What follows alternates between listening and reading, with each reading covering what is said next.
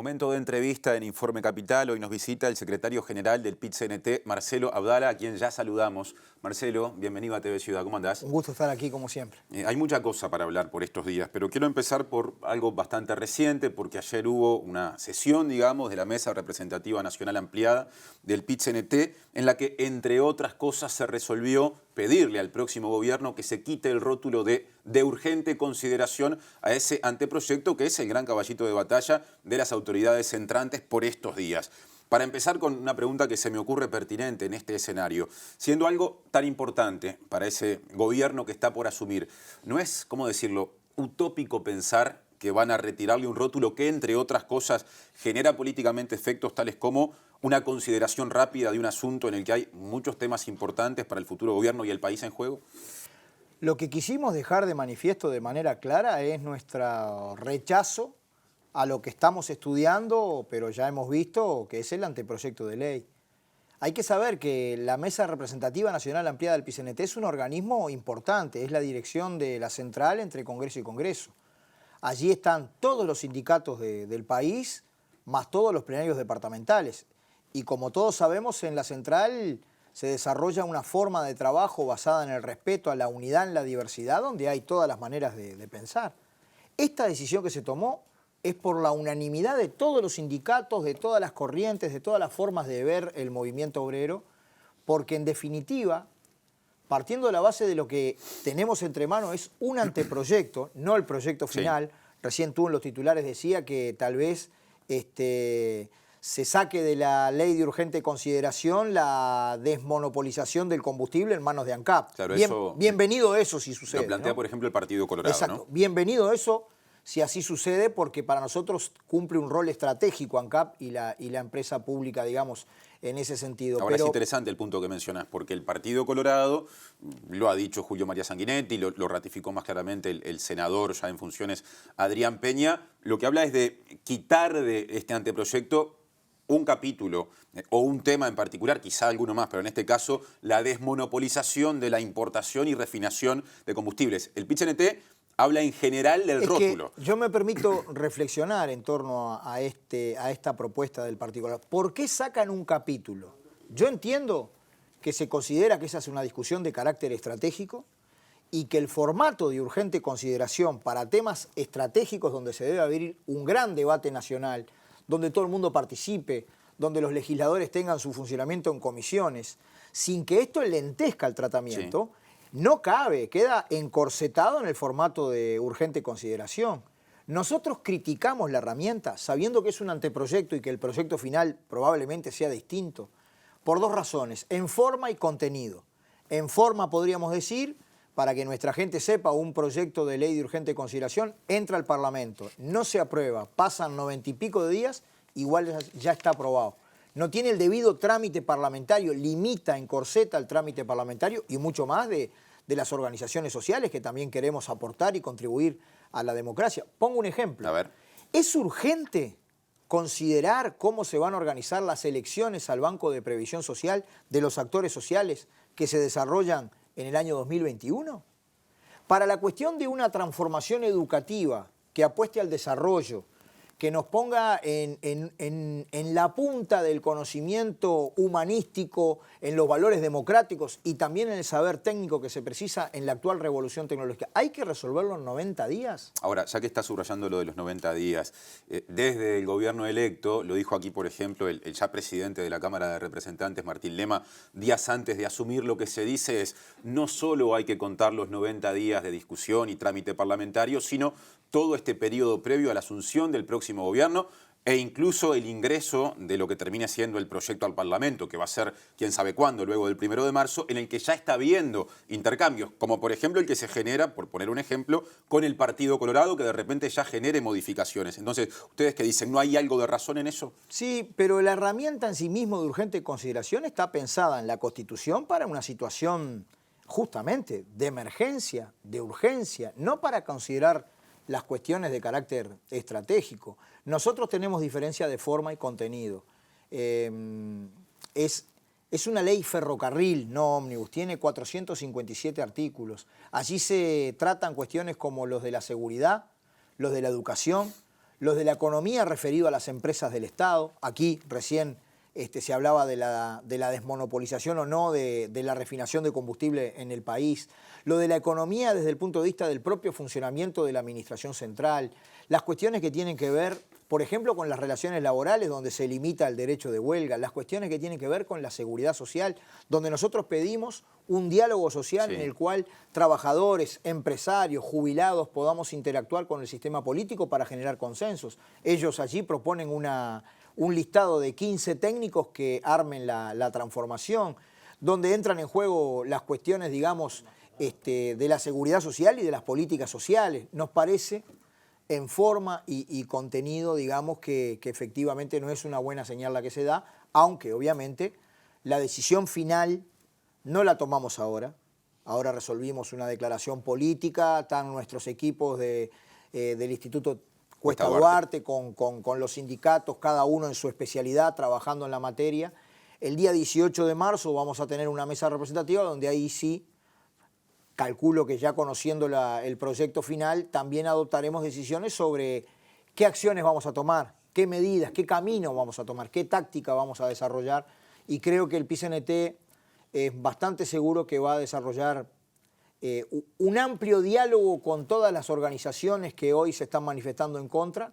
Tú habrás notado que, por ejemplo, desde el punto de vista de las cuestiones penales y procesales, han hecho observaciones críticas la Asociación de Fiscales del Uruguay, la Asociación de Abogados Defensores de Oficio. Hay actores muy diversos, ¿no? Hay muchas. Nosotros con gran probabilidad nos movamos para juntar a todo el mundo. Bueno, yo ahí quiero hacer una pregunta volviendo a lo político partidario, que me queda claro, o tengo claro, no es lo único, porque después está la sociedad civil, los grupos de profesionales, lo que recién enumerabas. Que el Partido Colorado, inclusive Cabildo Abierto, porque estas declaraciones de Peña y Sanguinetti son posteriores a una reunión de bancadas, o por lo menos representantes de mayor notoriedad de esos dos partidos, que son los dos principales socios del futuro gobierno a nivel de la futura coalición.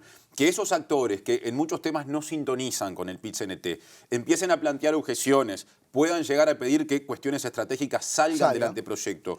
¿Ensancha el campo de acción del movimiento sindical? Nosotros vamos a dialogar con todo el mundo. Podremos tener acuerdos puntuales, acuerdos más amplios, inclusive acuerdos mucho más profundos, pero vamos a dialogar con todo el mundo. ¿Por qué el país tiene el monopolio en la refinación del combustible en Uruguay? Fue una larga discusión histórica. Y es para que no quedar sometidos al monopolio extranjero y transnacional de las empresas dueñas del petróleo. ¿Y qué respondes a quienes dicen que eso encarece los costos de los combustibles y genera problemas de competitividad y por ende de empleo y rentabilidad? Es contrafáctico. No sabemos a nosotros cuánto nos cobrarían las 7 hermanas, las grandes petroleras del país, si no tuviéramos ANCAP. No hay manera de demostrarlo eso. En general, el viejo vallismo fundacional cuando creó ANCAP era justamente porque en ese momento se le ponían al país precios leoninos por el petróleo. Es lo mismo que está en discusión ahora desde el punto de vista de los precios a los usuarios y los precios con que compran, las mega grandes superficies que se han fusionado y que ahora van a poner, es un monopolio privado, van a poner precio a su antojo. Nosotros siempre estuvimos preocupados por esos eslabones de rentabilidad diferencial que captura el gran capital estando en un lugar estratégico en la cadena. Ahora, obviamente que está bueno que nosotros tengamos empresas del Estado en los sectores estratégicos y clave para beneficio del pueblo, ¿no? Es interesante el punto de ANCAP porque una cosa es la refinación y otra la importación, ¿no? Que en el texto las dos podrían quedar sujetas a ser desmonopolizadas, a que dejen de ser exclusivamente materia de ANCAP. Algo mencionaste con respecto a lo que pensás de que puedan refinar otras entidades que no sean ANCAP. ¿Y con la importación qué? ¿Eso también dañaría o podría ser un factor de disminución de precios? Yo qué sé, mirá, pienso que nuestro pueblo resolvió el 7 de diciembre de 2003 que ANCAP no debía asociarse y que es nuestra empresa rectora en materia de combustibles, en aquel momento Alcohol y Portland. En todo caso, para mí una discusión que sí es sumamente importante, ¿qué tipo de gestión debe tener? ¿Con qué tipo de lógica es que deben conducirse? Obviamente que hay una parte de que una gestión profesional, técnicamente adecuada, con participación de los trabajadores en alta eficacia en el trabajo, debe ofrecer bienes y servicios de alta calidad y bajo precio para la población. Pero tiene otro rol. Con las compras públicas que hacen, puede ayudar a desarrollar otros sectores industriales. Yo creo que perderlas realmente sería un enorme retroceso, ¿no? Hablaste de gestión recién, no es un tema que esté puntualmente en discusión por estos días, pero se habla de todos modos con frecuencia de esto. ¿Entendés que a futuro, en todo caso, qué sensación te genera la formulación, que se ha escuchado muchas veces, de que a futuro algunas empresas públicas o los entes estatales más importantes deberían tener conducciones más preocupadas por la gestión, si se quiere, más profesionales, parecidas a las del mundo empresarial privado y menos políticas? Bueno, yo creo que gran parte de la gestión central de las empresas del Estado es constante, ¿eh? Cambian los directorios, pero la estructura gerencial, que es la que manda en realidad, siempre es la misma. Así que, en realidad yo creo que ahí nos falta a nosotros una concepción mucho más moderna de la organización productiva. Yo te pongo un ejemplo, muchas veces cuesta mucho que los aportes de los trabajadores a mejorar cómo se hacen las cosas se tomen en cuenta. Acá mando yo soy el gerente, vos no digas nada. Y en ese sentido tenemos un problema nacional, diría yo. Bueno, ni hablar en el sector privado. Yo que participo en la negociación colectiva, muchas veces con empresarios, si vos querés discutir la productividad, tienen terrible problema para darte la información. Y ni que hablar si decís, tengo aportes en la organización del trabajo. No, yo tengo la potestad de dirección, te dicen, vos no te metas. Pero un país como el nuestro, cuyas empresas son en general pequeñas o medianas, son chiquititas, que es muy difícil que al lado de dos enormes como Brasil y Argentina pueda competir en base a productos estándar y de bajo costo, o se especializa en la flexibilidad productiva y la alta calidad, pues está en el muere. Y hay una parte, por eso nosotros hablamos tanto de la educación técnica y ayudamos y defendemos tanto a la UTU y pensamos que Uruguay tiene que diversificar su matriz productiva con esta cabeza. Hay una parte de las posibilidades de trabajo de calidad que tiene que ver con el saber hacer de la gente. Por eso son importantes relaciones laborales de calidad, por eso es importante pensar en el avance de los derechos de los trabajadores. Bueno, volviendo a la ley de urgencia, virtualmente inhibe el libre de ejercicio de algunas libertades democráticas, como por ejemplo el derecho de huelga. Ajá. Ahí dice que el Poder Ejecutivo, yo los invito a todo el mundo a que lea el artículo, si no recuerdo mal, 349 de la ley de urgencia, que es la que se refiere a la cuestión de la huelga, que dice, igual que la OIT, en esto a nosotros no nos afecta para nada, que la huelga debe ser pacífica, nosotros estamos de acuerdo con eso, pero dice que si una forma de huelga afecta al orden público, el Poder Ejecutivo puede declararla ilegal.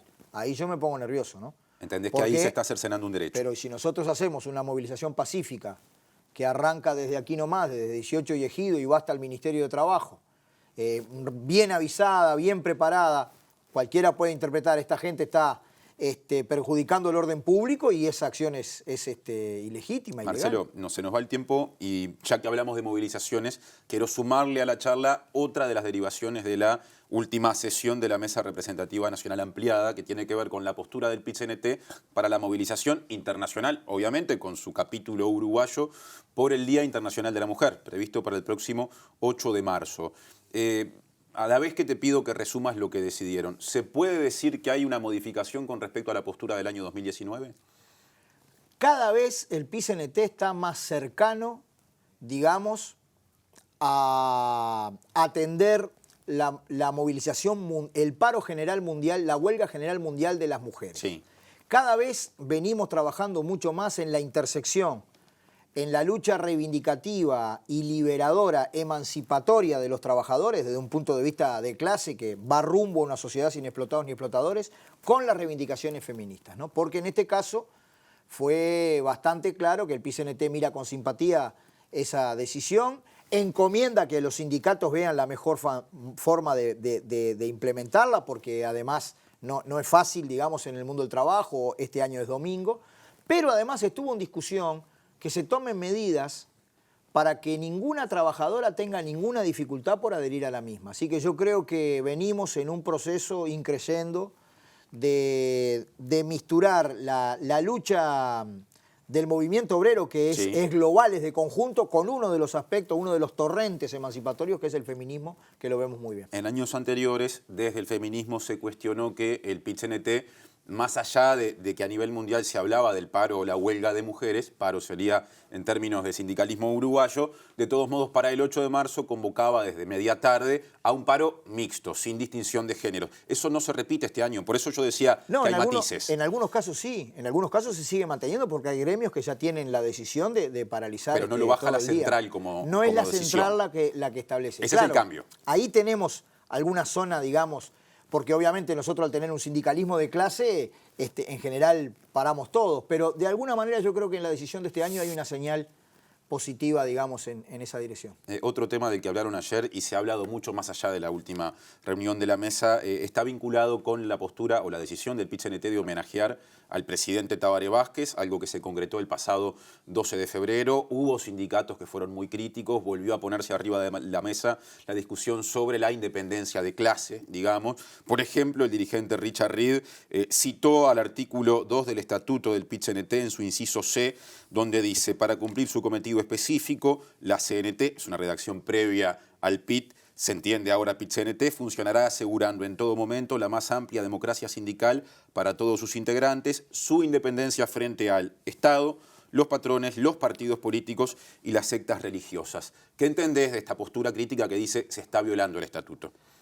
Bueno, mirá, es lo mismo que si yo le criticara a Richard cuando nosotros teníamos una visión crítica de las pautas o los criterios que en la negociación colectiva ponía básicamente el ministro Astori, y él defendía a Astori. Es decir, yo creo que una cosa es un reconocimiento, que fue efectivamente lo que se hizo, a un jefe de Estado que sin duda alguna promovió el derecho laboral y los derechos de los trabajadores sin vacilación alguna. Los consejos de salario, la ley de libertades sindicales, la ley de negociación colectiva para privados y para públicos, el acceso de los trabajadores rurales al consejo de salario y a las 8 horas, de las domésticas, el Sistema Nacional Integrado de Salud.